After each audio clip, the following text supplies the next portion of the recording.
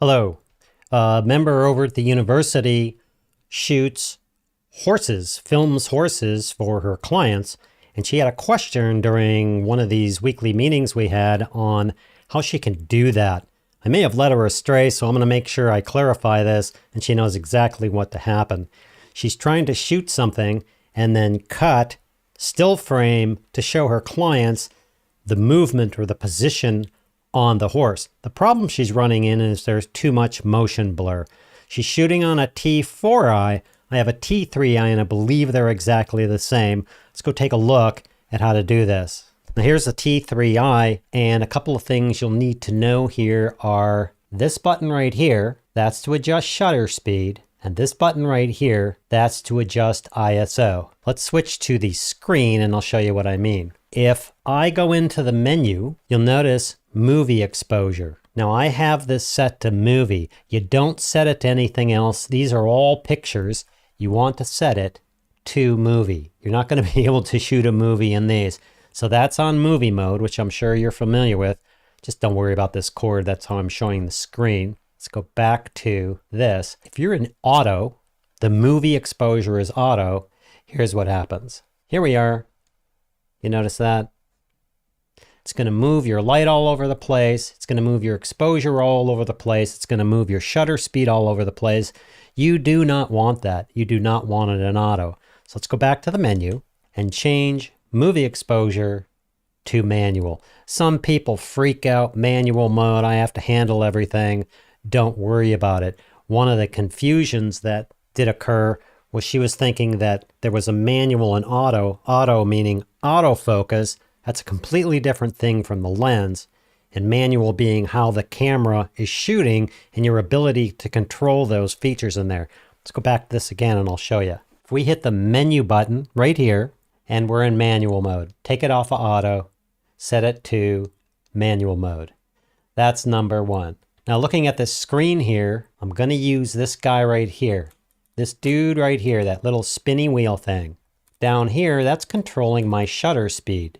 Normally, since I'm shooting at 30 frames per second, you'll see 1920 over there by 30, I would set this to 60.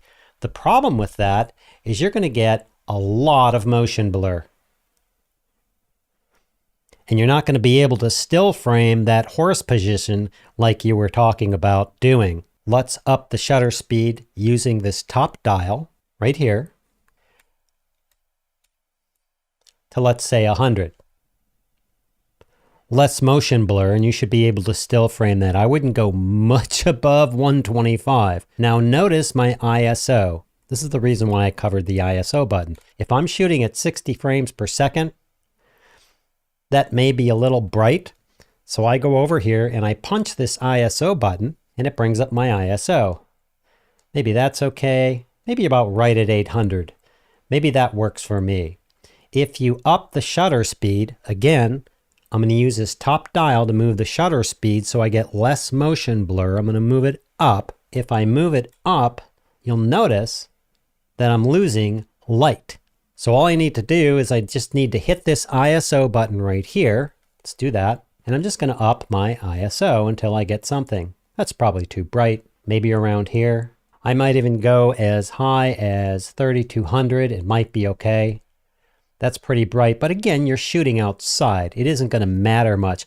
What's going to happen now is at 125 shutter speed, I'm going to get a lot less motion blur. Let me go the other way and I'll show you. I'm moving the shutter speed all the way down to 30. Now, because I've done that, I'm going to need to change my ISO. So let's move that down to something reasonable. Let's say 400. Now watch this. Watch the motion blur here.